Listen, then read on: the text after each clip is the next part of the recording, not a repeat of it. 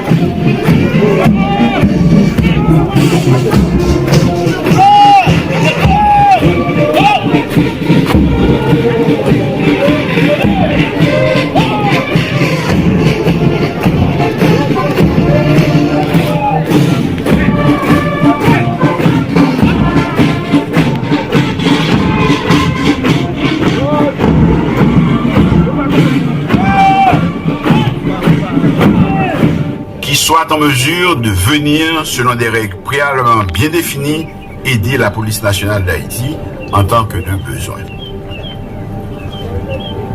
Au mois d'octobre de cette année, le gouvernement, après de mûres réflexions et face à l'ampleur du phénomène des gangs armés, a pris la difficile décision de solliciter une assistance internationale pour aider la PNH à reprendre le contrôle du territoire et à y faire régner la loi.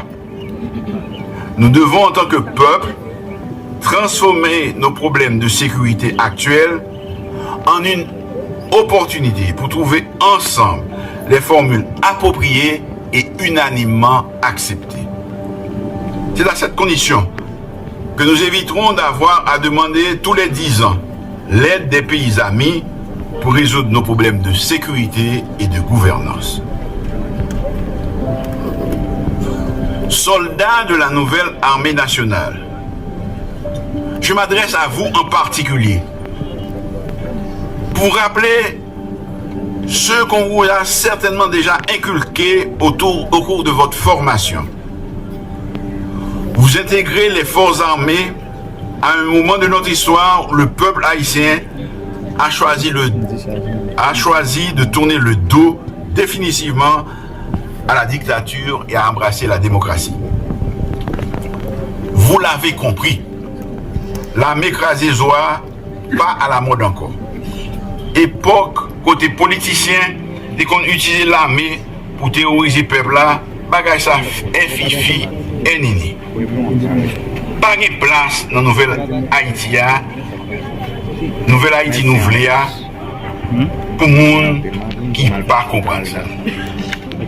L'armée est un corps hiérarchisé, dans lequel la discipline, le respect de l'autorité, le sens du devoir et du service, la solidarité entre frères d'armes sont des règles fondamentale. L'obéissance au pouvoir civil auquel le peuple haïtien aura choisi librement de confier la direction des affaires du pays dans le cadre d'élections libres et transparentes est une règle essentielle pour le bon fonctionnement et la pérennité de la démocratie que nous voulons construire. En intégrant l'armée, vous prenez l'engagement de respecter et de défendre notre pays, ses citoyens, sa constitution et ses lois. La nation compte sur vous pour rester fidèle à ses engagements tout au long de votre carrière et à ne vous en détourner sous aucun prétexte. En tant que militaire, vous êtes des citoyens et vous pouvez avoir une sensibilité politique. Mais, dans l'exercice de vos fonctions, vous devez rester à l'écart des luttes politiques partisanes. Vous devez éviter de vous laisser manipuler ni par les politiques, ni par les forces d'argent, ni par les trafiquants en tout genre.